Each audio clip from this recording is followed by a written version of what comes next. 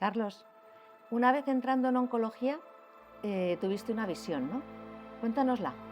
Y en ese momento concreto de esa tarde de verano yo dije, ostras, hay que hacer algo diferente porque esto parece una cárcel, ¿no? Y a veces cuando la gente no sabe a qué me dedico, le digo que dirijo una institución que no cierra ningún día del año, que ningún cliente quiere serlo, que cuando llegas ahí contra tu propia voluntad te asigno un cubículo, te pongo un uniforme y te doy mal de comer y te someto a normas sobre las cuales no puedes actuar.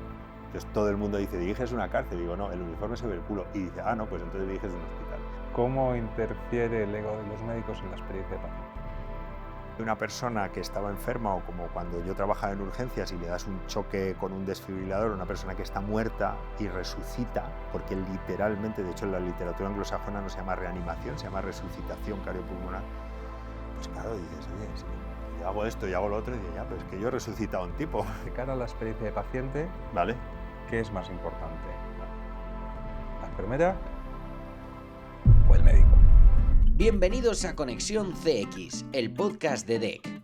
Hoy tenemos con nosotros a Carlos Macías, director del Hospital Universitario HM Madrid Río y de la Fundación Médica 29, un referente en gestión sanitaria, experiencia de paciente e innovación en salud.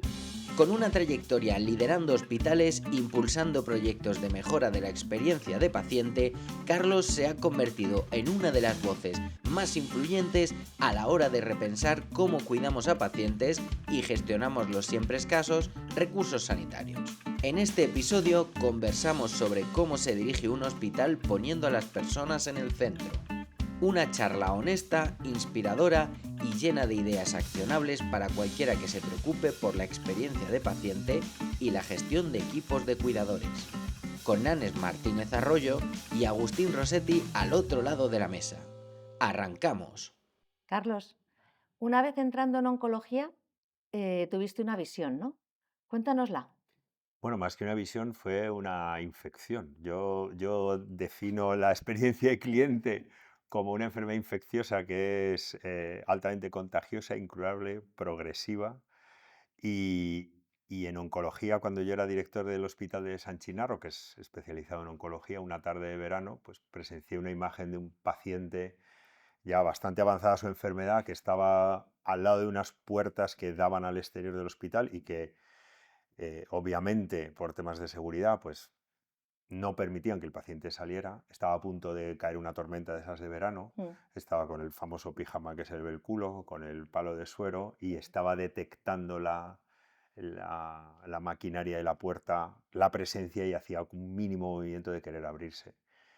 Y, y claro, ese hombre pues probablemente sería la última vez que iba a poder disfrutar de que le cayera un chaparrón de verano o simplemente del aire libre. Y en ese momento concreto de esa tarde de verano yo dije, ostras, hay que hacer algo diferente porque esto parece una cárcel, ¿no? Y a veces cuando la gente no sabe a qué me dedico, le digo que dirijo una institución que no cierra ningún día del año, que ningún cliente quiere serlo, que cuando llegas ahí contra tu propia voluntad te asigno un cubículo, te pongo un uniforme y te doy mal de comer y te someto a normas sobre las cuales no puedes actuar.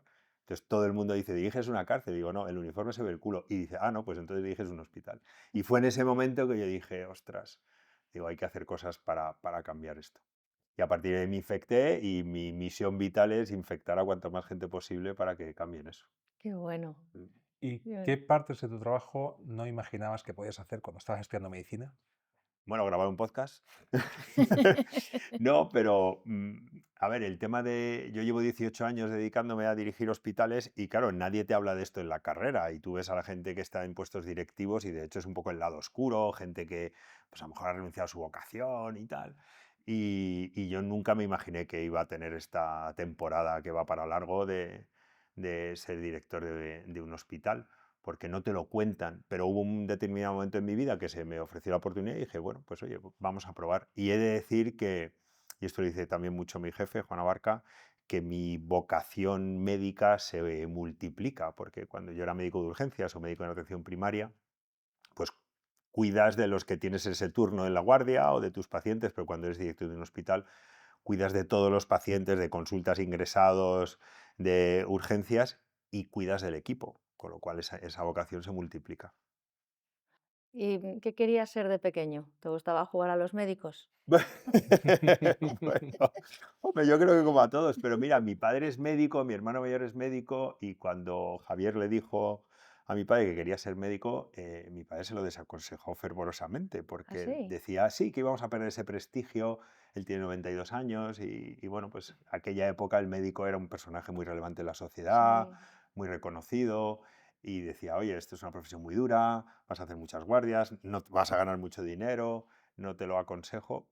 Y yo, bueno, en aquel momento, Javier me saca 5 años, bueno, tampoco lo tenía muy claro, pero cuando después de hacer en aquella época la selectividad y poner lo que quería uno hacer, a mí me salieron las 3 facultades de medicina de Madrid y Ciencias del Mar. Estaba Jacques Cousteau con sus documentales en aquel momento y la Sí. puse como cuarta opción, pero dije, es que realmente yo es lo que quiero hacer y no quiero hacer otra cosa. Pero tampoco tuve, igual que os contaba antes, una super iluminación de eso. Yo creo que se coció a fuego lento. Ujú. El momento aterriza como puedas, el momento en el que dices, no tenía que haberme dedicado a esto, esto no venía en el MIR, Buah, pues una muchísimo. anécdota. Hay muchos, ¿no? Te diría que de los primeros ocurren cuando estás en atención primaria, porque toda la enseñanza médica se basa mucho en la experiencia hospitalaria y cuando llegas a un centro de salud y llega un paciente y te dice, doctor, es que se me ponen las orejas rojas, claro, tú dices, oiga, es que esto, mi libro no venía, ¿no? Claro. Y encuentras una parte, pero respecto a la parte de gestión, pues mira, me pasó a los pocos días de entrar en el hospital como director adjunto en San Chinarro.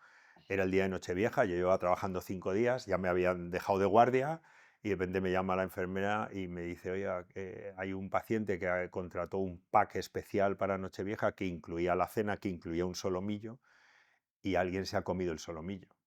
Y entonces, claro, yo estaba en casa de mi hermana, que curiosamente estaba muy cerca del hospital de San Chinarro, y veía el solomillo que yo me iba a comer y dije, espera un No. momento que agarro un tupper y me voy y se lo llevo al paciente. Y luego, Ay, también parte de la experiencia que uno tiene de hacer más guardias que el palo de la bandera, dije, espérate un momento, voy a llamar a los médicos de guardia, que muchas veces cuando te toca guardia en Nochevieja, pues tú te llevas tu propia comida, y ellos tenían por parte del hospital preparado un solomillo para ellos, pero iban a comer la comida que iban a traer, y entonces dije, bueno, pues vamos a reciclar ese solomillo para el acompañante, ¿no? Pero sí, sí, hay situaciones de esas, y luego, pues obviamente la pandemia, el apagón, y bueno, miles de cosas que dices, oye, esto no viene en ningún manual. Yo me autodefino como residente de 18º año de dirección, soy R18, porque esto es un aprendizaje continuo y todos los días te enfrentas a una situación que no conocías de antes. ¿tu hermano también está en oncología? No. No, mi hermano es neurólogo, trabaja en la unidad de ELA, en el Carlos III, aquí en Madrid, con la unidad de esclerosis. Ujú. Wow, Sí, un trabajo bien duro. complicado, bien Mm. complicado. Ujú. Vale. ¿Y qué te sigue emocionando de trabajar en un hospital? Uf, pues te diría la brutal capacidad que tenemos de influir en la vida de las personas para bien y para mal. Creo que es una responsabilidad tremenda como director, orquestar todo lo que supone un hospital, todos los turnos, un sitio que no cierra ningún día del año y que si lo haces bien, fenomenal, y si lo haces mal, las consecuencias son potentes. Pero esa capacidad de influir, sobre todo con un cliente barra paciente que no quiere estar allí y que está en un momento vital tremendamente particular en cuanto a vulnerabilidad, sufrimiento, dolor. Y yo creo que eso es lo que nos empuja a todos Vale. en el ¿Y sector. qué echas en falta en los hospitales de hoy? También buena pregunta. Yo soy muy fanático de Disney. Hay un libro maravilloso que se llama Si Disney dirigiera tu hospital, 9 cosas y media que haría de forma diferente. Es una maravilla. Y el autor en ese libro lo que viene a decir es que Disney tiene una matriz que todo lo parte en 3 conceptos, que es personas, escenario y procesos, ¿no? Quitando las personas, que creo que estamos tremendamente humanizadas. De hecho, me genera muchos anticuerpos el término humanización, porque yo creo que Mm, es más irracionalidad de los procesos o de los escenarios, y creo que lo que falta es mucha atención a eso. Y luego 2 ingredientes que a mí personalmente me flipan, que son la música y el humor. La música transforma una barbaridad, vamos, 4 notas de una guitarra, una pandereta, es decir, el hospital se asume que es un sitio de dolor, de sufrimiento, de silencio, de alarmas, y meter música es transformador. Y luego el humor bien entendido. Yo digo mucho al equipo de que aquí nos tomamos las cosas con humor, pero no a risa, porque lo que hacemos es muy serio. Entonces el humor bien metido es algo que no se espera y que si lo ejercitas bien transforma muchísimo la experiencia. Y ojalá tuviéramos más música y más humor en los hospitales. Absolutamente. Ujú. ¿Cuál es la diferencia entonces para ti básica? O sea, obviamente hay muchas diferencias, pero ¿dónde crees que está el punto donde distan más la experiencia de paciente y la experiencia de cliente?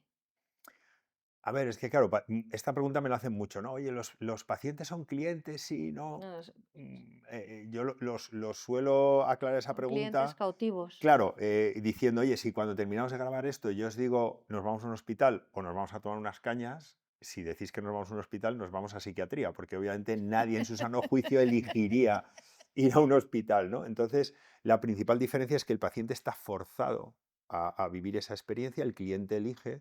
La principal motivación del paciente es evitar el sufrimiento, la del cliente es tener un beneficio y el paciente no tiene control de la situación. Este famoso del cliente siempre tiene razón, puede exigir, Mm. claro, si tú estás recién operado de una cirugía abdominal y dices, deme una fabada porque yo pago, dices, no, no, mire, es que usted no tiene control de esto, no le puedo hacer esto porque va en contra de su propia O seguridad, sea, ¿no? el paciente no siempre tiene la razón.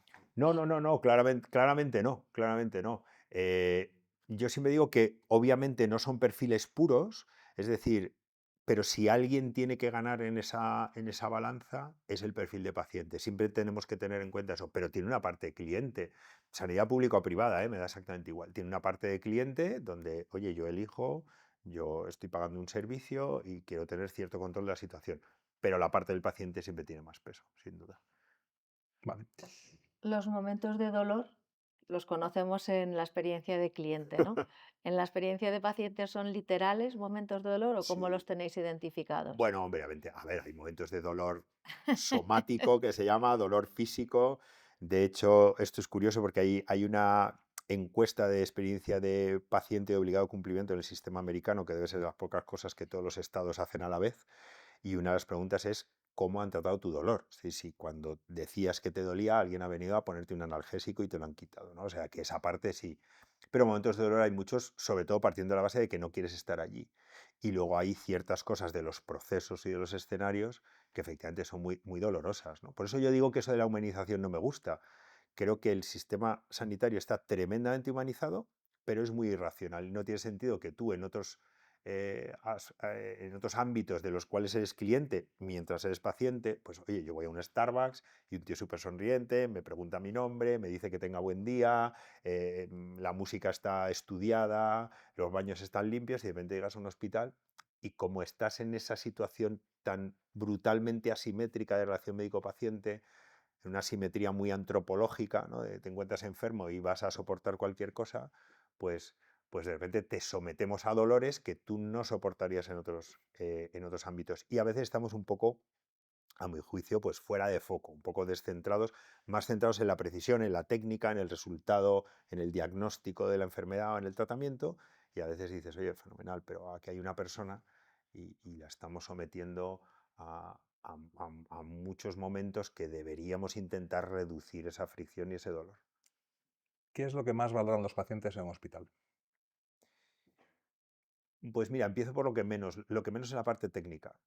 Claramente, aunque nosotros pensamos que no, desde dentro comunicamos mucho desde, mira qué máquinas tengo, qué robot quirúrgico, qué médico buenísimo con 7.000 títulos, y eso se da por supuesto. Yo cuando abrimos el hospital, 14 de octubre del 24, justo media hora antes de abrir, le dije, un poco siguiendo la anécdota de la cárcel, a todo el equipo, digo, nadie va a venir aquí pensando que le vamos a operar de la rodilla que no es. Con lo cual, la parte de la precisión y más en un mundo donde el conocimiento y la tecnología no discriminan ya, porque todo el mundo tiene las mismas máquinas y beben de las mismas fuentes, lo que discrimina claramente es el servicio. Es el servicio y lo que más se valora sobre una base obviamente de precisión. Es decir, oye, bien, opéreme de la rodilla que es, pero el tema es el cuidado. Mira, hay una anécdota cuando yo dirigía a San Chinarro, un señor al cual operamos un cáncer de páncreas, le salvamos literalmente la vida, le operó uno de los mejores cirujanos que hay ahora mismo en Europa, Emilio de Vicente, que trabaja allí en San Chinarro.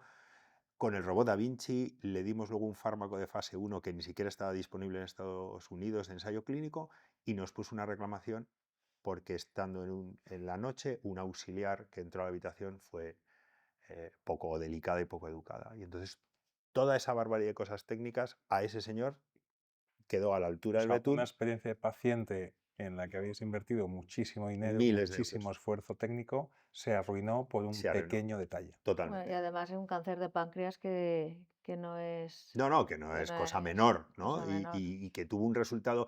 Por eso, claro, satisfacción y experiencia no es lo mismo. Yo puedo estar muy satisfecho en lo técnico y mi experiencia ha Entonces, sido, ¿cuál es el error que cometen los hospitales intentando mejorar la experiencia de cliente, pues de paciente? yo creo que a veces, o sea, para mí esto requiere de un esfuerzo que es muy brutal, ¿no? De incluso llegar a ese punto de hacer lo que se llama destrucción creativa, romper, pues eso, muchos escenarios, Es procesos disruptivo. y personas para ir desde la raíz. A veces muchos hospitales dicen, oye, pues hemos decorado esto, ¿no? En hospitales pediátricos pasa mucho, ¿no? Mm, Hemos decorado el escáner como un barco pirata. mm.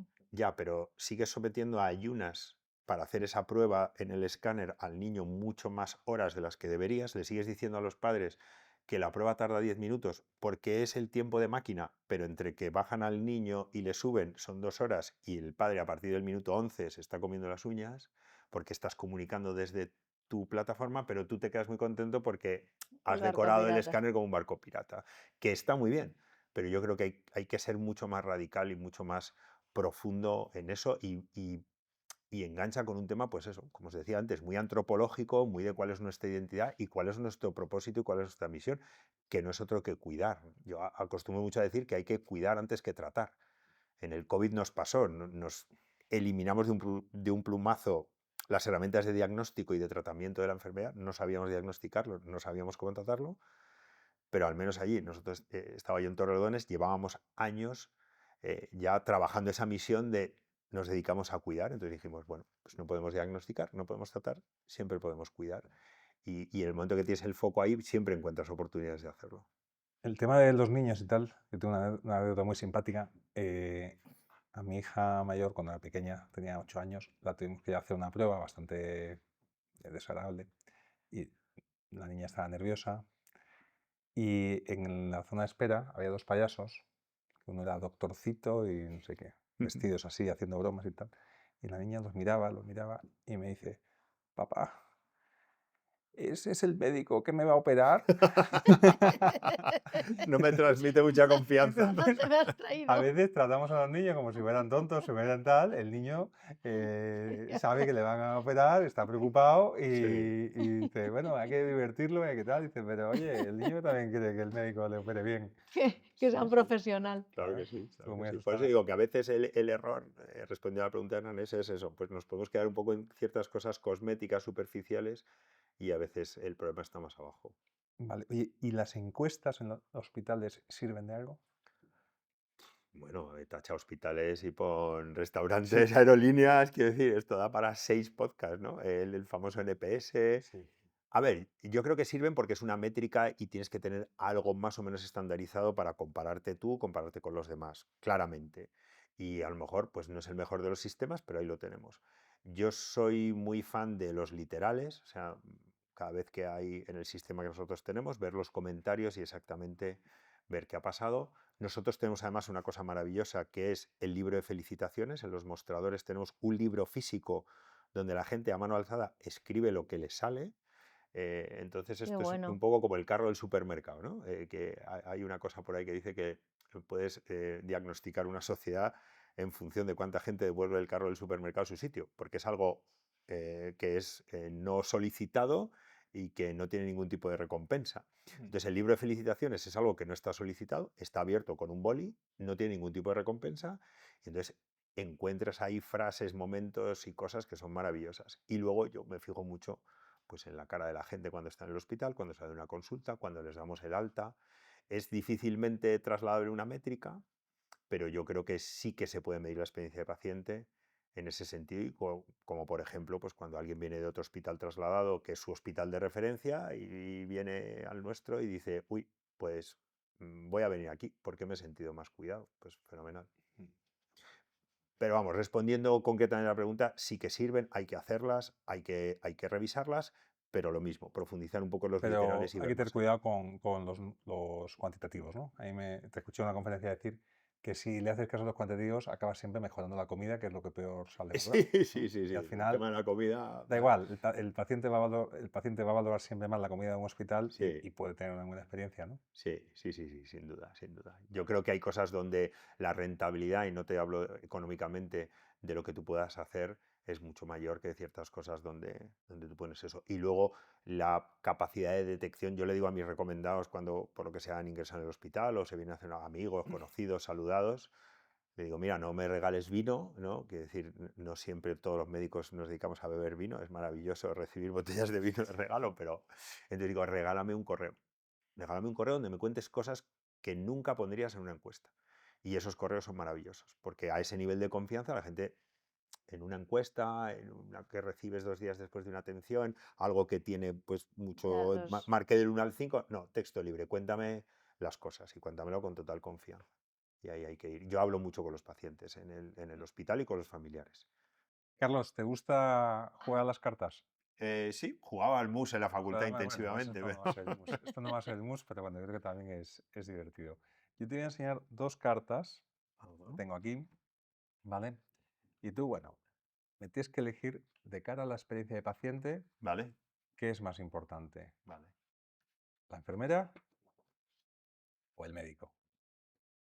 Enfermera, para mí. Enfermera y entendido como el equipo de enfermería. Enfermeros, auxiliares, técnicos, celadores, por lo que hemos hablado, ¿no? Es decir, creo que están mucho más orientados al cuidado. Los médicos tenemos ese rol diagnóstico-tratamiento, pero para mí lo ideal sería la fusión de los dos. El piropo más bonito que me han hecho nunca es: doctor, es usted una enfermera encerrada en el cuerpo de un médico. Entendido enfermera como todo el equipo por debajo del O sea, médico. los médicos tienen que ganar algunas de Sí, las cualidades de los correcto. enfermeros y estar más orientados Sí, a... de enfermeros, de auxiliares, de celadores, sí, sí, sin duda. Vale, vale. Vale, pues llévatelas, Carlos, para allá. Venga, te Aquí. las puedes llevar de regalo. Ah, pues sí, sí, sí, sí.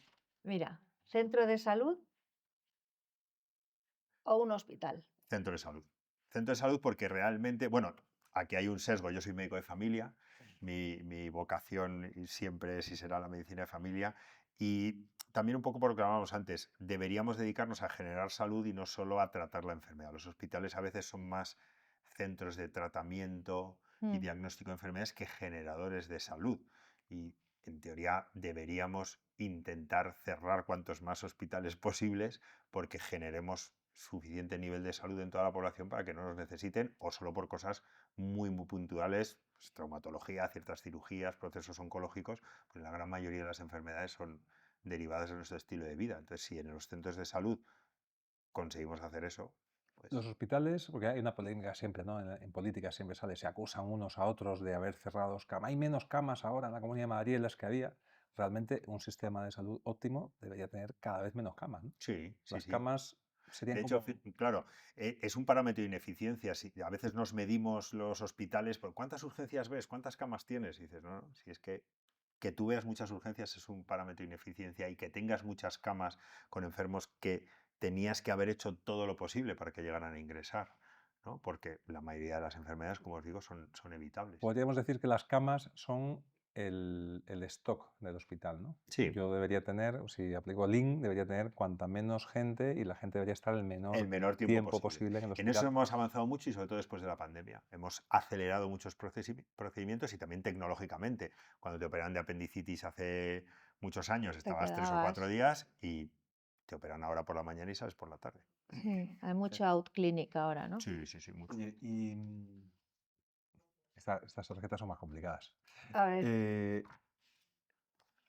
acto médico, aquí tienes un médico en un quirófano Operando a 20 manos. operando a 20 manos y tal. con un serrucho. Y aquí tienes, pues no sé, a lo mejor no es un médico, a lo mejor es una nutricionista enseñándole a un paciente que han operado de corazón pues a comer y tener una ensalada. ¿Qué más importante, el acto médico o el seguimiento?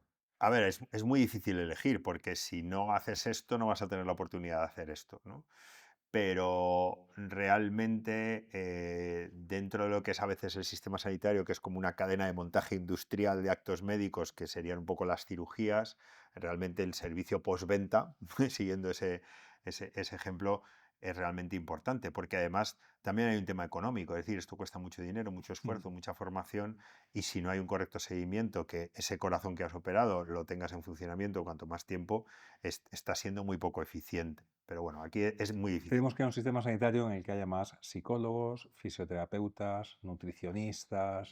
Sí, volvemos a lo del 60% de antes. Es decir, si yo realmente consiguiera que mi población hiciera ejercicio, comiera bien, tuviera la cabeza en su sitio, es que no tendría que tener tanto gasto y tanta estructura en reparar esas cosas.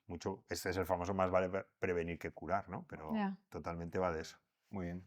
Bueno, y sacamos las últimas dos cartas. Un médico visitando un paciente y un enfermero jugando con un niño. Hmm. Con una piruleta, ¿eh? Lo de la piruleta va con intención. O sea, Sí. esto representa la calidad. La Sí. calidad y la calidez. Pues mira, aquí cito a mi buen amigo Juan Carlos Alcaide, Sí. que siempre dice calidad y calidez dan un 10. Eso es. ¿No? Es muy complicado, es muy complicado. Es decir, obviamente es parecido a las tarjetas de antes, ¿no?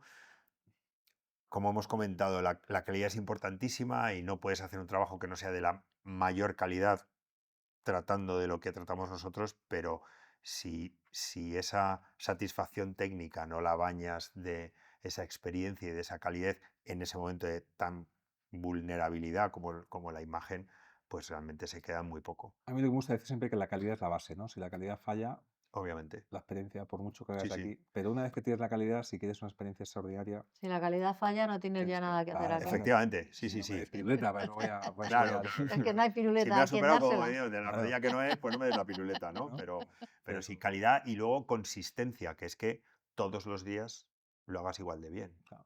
Porque esto es muy importante para nosotros, ¿no? No puedes Claro. permitirte que dependiendo del médico, del turno, trates las cosas de Pero manera sí hay diferente. cosas, por ejemplo, que ya se están demostrando, ¿no? Que es que, por ejemplo, cuando hay una experiencia de paciente más alta, la adherencia al tratamiento es mucho más Sí, sí, alta sí. que cuando la experiencia es mediocre, por ejemplo, ¿no? Hay un estudio de Lookup buenísimo Sí. sobre la percepción de la salud. A la misma enfermedad que en la parte de calidad, si tú tratas al paciente con un nivel de experiencia muy alto, su percepción de la salud en una escala de 10 sube 2 puntos, del 6 Fíjate. al 8. Y no hay medicamento, robot quirúrgico, quimioterápico que haga eso. Y eso hay que trabajarlo. Muy bien, pues has respondido muy bien las He preguntas. superado el examen. Te Me dejamos quedo con ahí las tarjetas, ¿eh? Bueno, pero guárdalas, guárdalas. Muy bien. Fantástico, muy bien. Muchas gracias. Estás escuchando Conexión CX, el podcast donde la experiencia de cliente se convierte en conversaciones reales. ¿Te gustaría participar y compartir tu visión?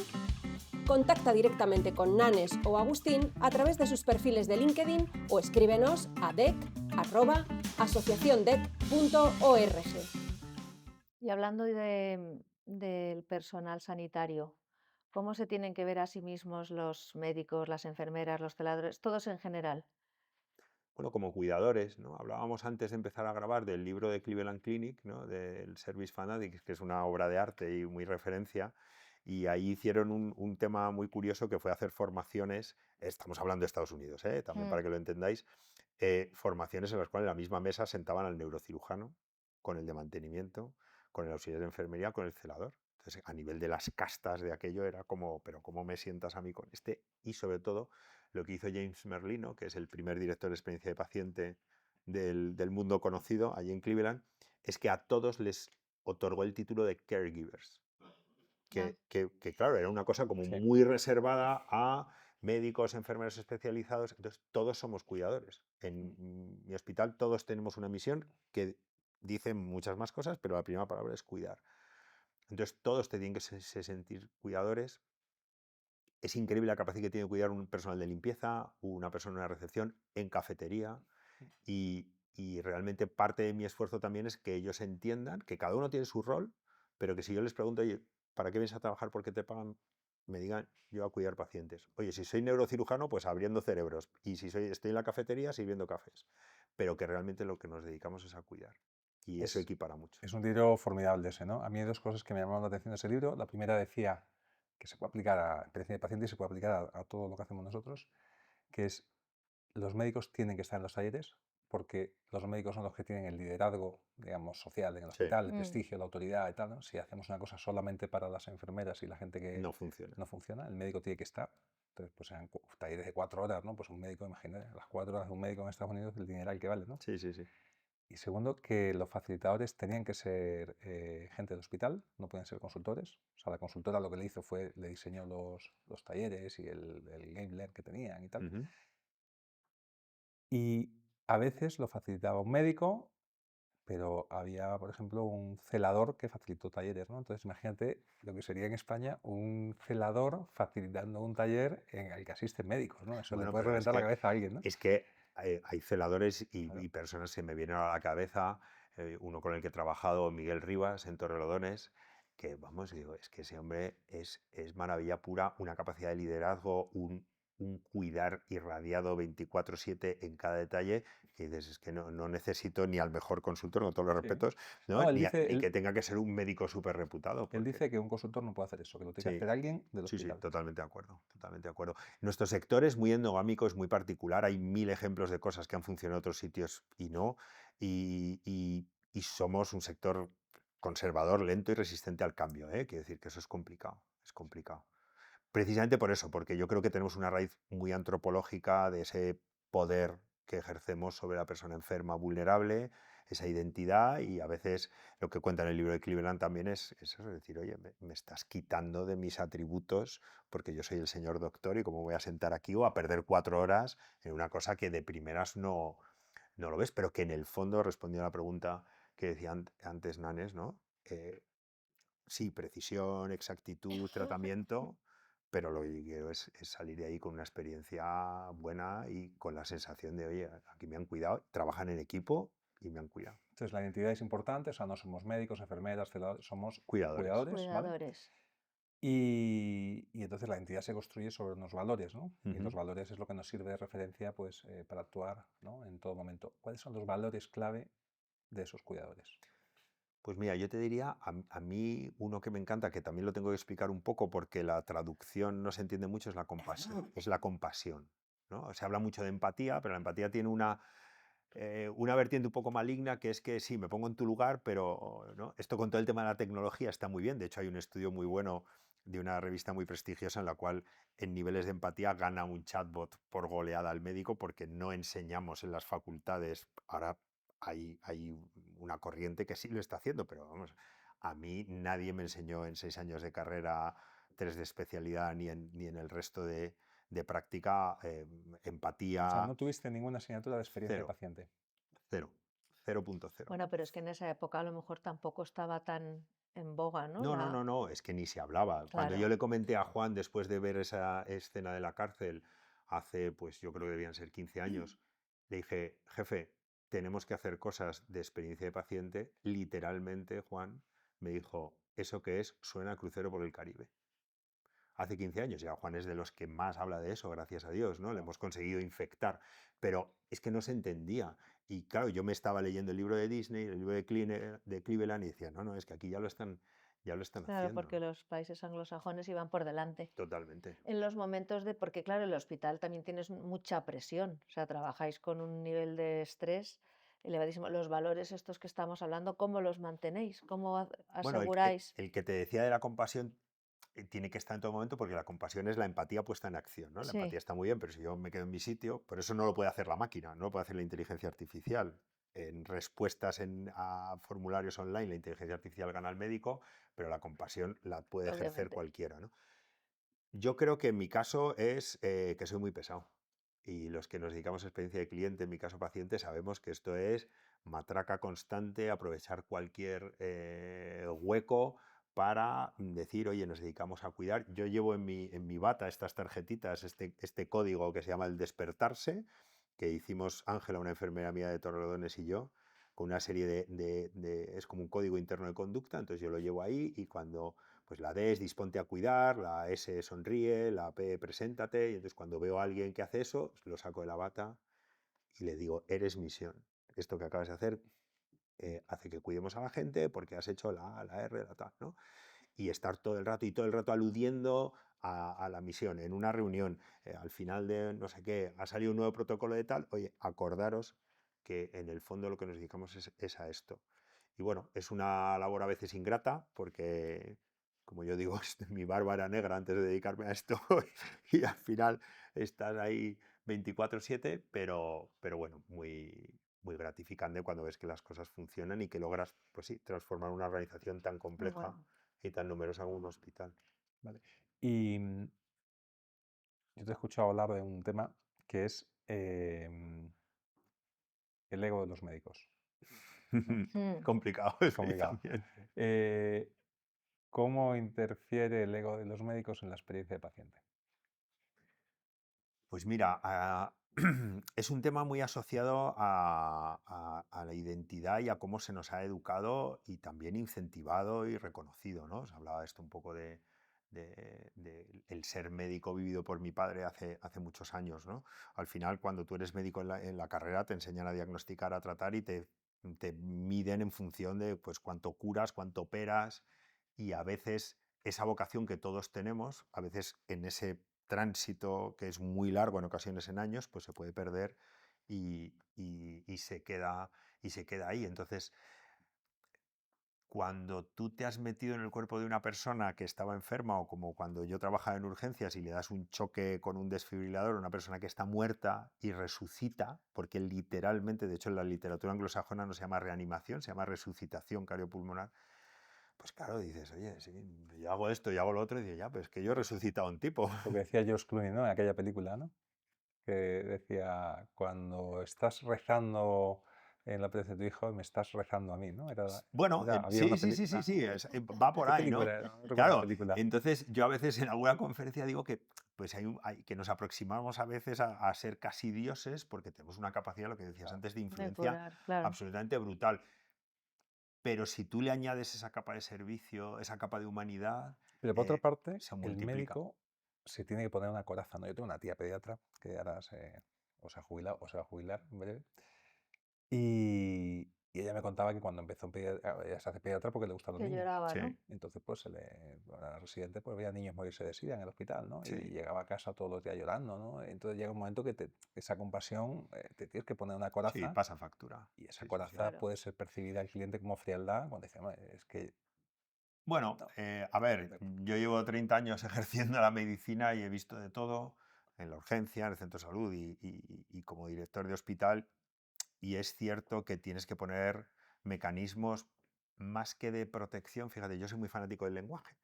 Y entonces hace poco, con mi amigo Gonzalo, que es chef, em, eh, le dice a su equipo buen servicio, ¿no? Y en todo el mundo del hospitality, restaurantes, es servicio y nosotros decimos estoy de guardia. Estoy de guardia es defensivo, Sí. es coraza y entonces yo ahora he cambiado de buena guardia a buen servicio, ¿no? Entonces, obviamente tienes que tener mecanismos más que de protección o de rebote, de integración de eso. Es más, yo le digo mucho al equipo, si se muere un paciente y de alguna manera no te remueve, yo te doy un día libre para que vayas a pensar y meditas si realmente estás donde quieres estar. O sea, si tú normalizas hasta tal punto la dosis brutal de sufrimiento que nosotros manejamos, que te dé igual ciertas cosas, a lo mejor esa coraza la has hecho tan grande o hay algo hueco ahí dentro y eso, a mi entender, es incompatible. Ahora que estamos hablando de esto, lo hemos comentado antes, la población es mucho más longeva ahora que antes, Ujú. ¿no? Entonces, eh, bueno, puede ser que los hospitales vayan a estar mucho más llenos en un futuro. Sí, Haya una sin duda. avalancha de viejos que vayamos a estar ahí. Nosotros decimos ancianos. Claro, la importancia del lenguaje, la importancia del lenguaje. Entonces, ¿cómo vamos a poder Pues haz- está complicado. Mira, está complicado porque lo hablábamos antes, ¿no? El sistema sanitario en los países del primer mundo contribuye entre un 10 y un 15% a la salud de la población. Ese es el primer error, 10 ¿no? un 15? Como máximo. Es decir, tu salud depende en un 60% de tu comportamiento individual y de tus circunstancias sociales. Luego está la genética y biología, lo que te toca por genes, y luego, pues incluso en qué lugar del planeta vivas, eso afecta a Ujú. tu salud. Pero el 60% es qué haces tú como persona y cuál es tu entorno social. ¿Qué ocurre? Que a veces hemos subcontratado la salud en el sistema sanitario, va, hacemos lo que queremos y tal. Después del COVID, ¿qué se ha visto? La gente tiene mucha más eh, conciencia de que tiene que tomar las riendas de su salud y que no depende tanto del sistema, que puede llegar a colapsar. Y para un futuro, efectivamente, la longevidad, la falta de personal sanitario es un Claro. problema gordísimo. Entonces yo a mis amigos conocidos y saludados les digo, haz todo lo posible para no ponerte malo. Porque a lo mejor va a llegar un momento en el que vas a querer ir a tal sitio y hay demasiada espera, y luego hay un tema económico. Es decir, la atención sanitaria cuesta muchísimo dinero, muchísimo dinero. Y claro, que tú tengas las urgencias llenas de gente con catarro, pues a lo mejor le estás quitando el hueco a alguien que Que necesita realmente lo ser atendido de un necesita. infarto de miocardio, ¿no?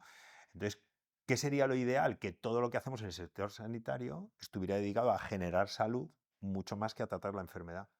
Y estamos diseñados históricamente para tratar la enfermedad mucho antes que generar salud, en porcentaje, ¿eh? No te digo que no haya cosas ¿Y esta dedicadas a eso. tendencia se puede revertir? Sí, yo creo que se está revirtiendo.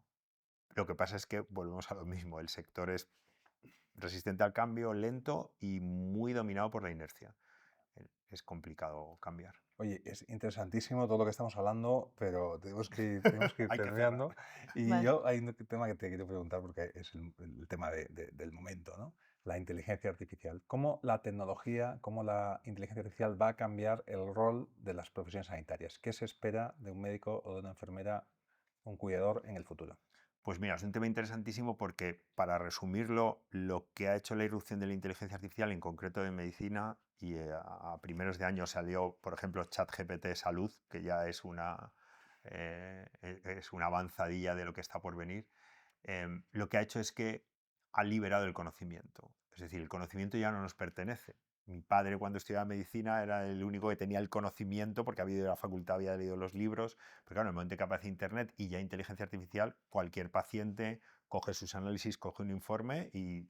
Ya no es doctor Google, ahora es doctor ChatGPT. Total, pero ya está Y ocurriendo. te van los Claro, pacientes a la claro. consulta habiendo consultado su... Yo le decía a los alumnos, porque yo doy la asignatura de Medicina y Humanismo en el segundo de Medicina en la Camilo José Cela, que ahora lo que nos protege por ahora es el sello de colegiado.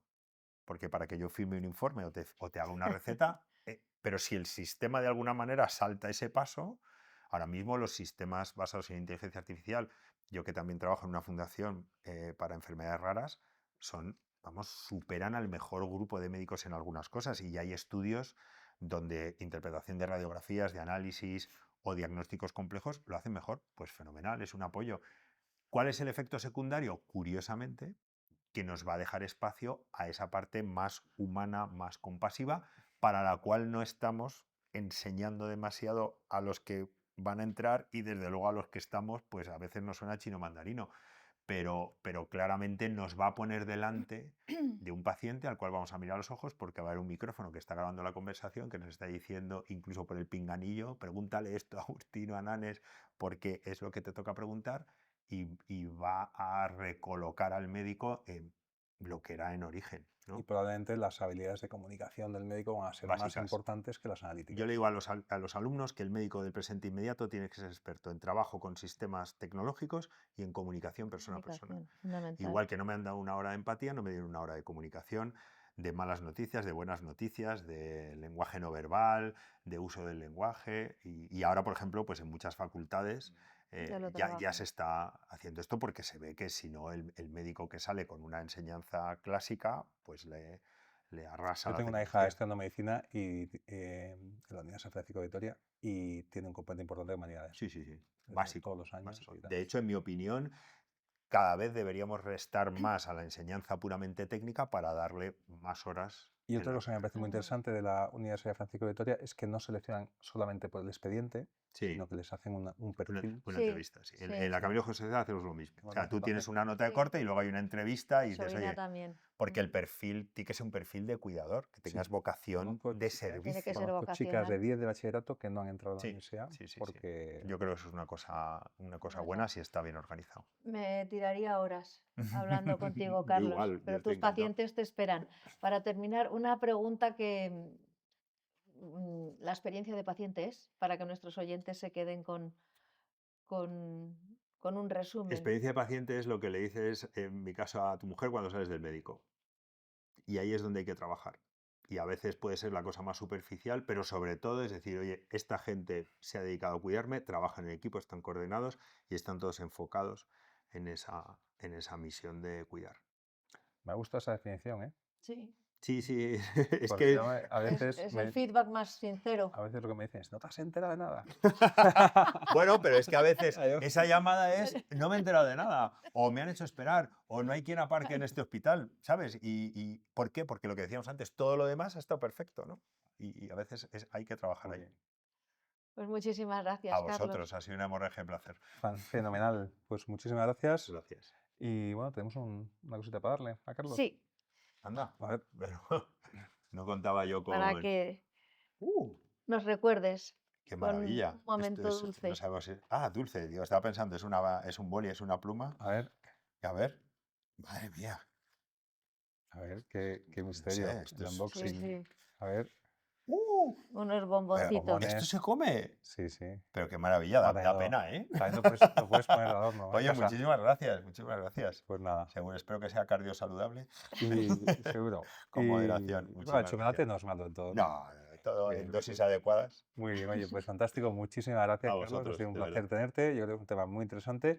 Y bueno, pues seguimos en Sí. Conexión El CX. mes que viene. El mes que viene, seguidnos, darle a la campanita de seguir y así pues os saltará el siguiente episodio del podcast. Muchísimas gracias, Carlos. Gracias a vosotros. Gracias. Gracias. Esto fue Conexión CX. Si te gustó, compártelo y síguenos. Si algo de lo que escuchaste hoy te hizo pensar diferente, ya estamos conectados. Nos vemos en el siguiente episodio.